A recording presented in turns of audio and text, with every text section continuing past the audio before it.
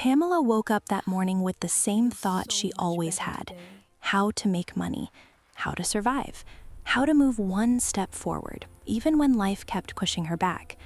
The sunlight crept into her small room, touching the bare walls and the thin mattress she slept on. She sat up slowly, already planning another food content video in her head. Another try, another hope that maybe this one would blow, maybe this one would change things. She didn't have all the ingredients she needed, but she knew where to get them. Last week, she had collected ingredients from a woman at the market on credit. The woman had trusted her. Pamela had promised to pay back quickly, but things hadn't worked out. The views didn't come, the money didn't come, and now she was going back again, with nothing but hope and courage. As Pamela approached the woman's shop, her heart beat faster. She rehearsed her words in her head. She would be polite, she would explain, she would beg if she had to. When she spoke, her voice was calm, almost gentle.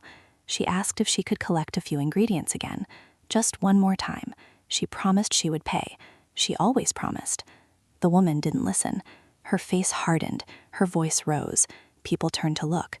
She reminded Pamela of the last time. She called her irresponsible. She said she was tired of stories. She said things that cut deeper than Pamela expected. Pamela didn't argue. She didn't shout. She didn't explain. She just stood there, nodded once, and walked away. But as she walked, her chest felt heavy, her throat tightened, her eyes burned.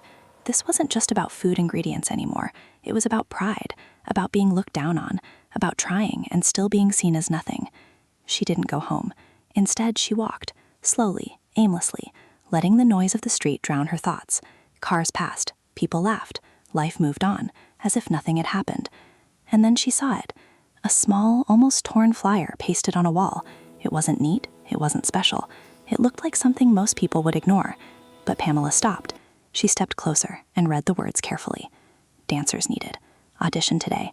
Location Dolphin Hotel. No experience required. She stared at it for a long time. Dancing. It wasn't something she had planned.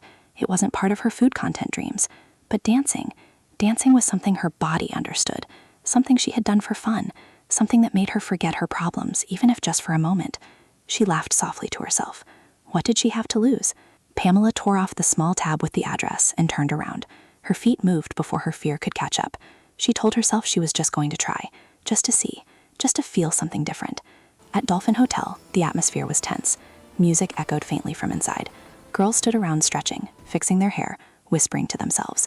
Some looked confident, others looked scared. Pamela blended in quietly. When it was her turn, she stepped forward. Her heart raced, her palms were sweaty. But when the music started, something shifted. She stopped thinking. She moved. She danced with everything she had been holding inside. The frustration, the hunger, the rejection, the dreams. Her body spoke where her voice couldn't. For those few moments, she wasn't the girl who was insulted at the market. She wasn't the girl asking for credit. She was just Pamela. When the music stopped, the room was quiet. The judges exchanged glances. Pamela stood still, breathing hard, waiting. Then one of them nodded. They told her she was selected. Pamela didn't scream. She didn't jump. She just stood there, stunned, as the words sank in. Selected. As she walked out of the hotel later that day, the sun felt different on her skin. Nothing had magically changed. She still didn't have money. She still didn't know what tomorrow held. But something had shifted. A door had opened, and Pamela was finally walking through it.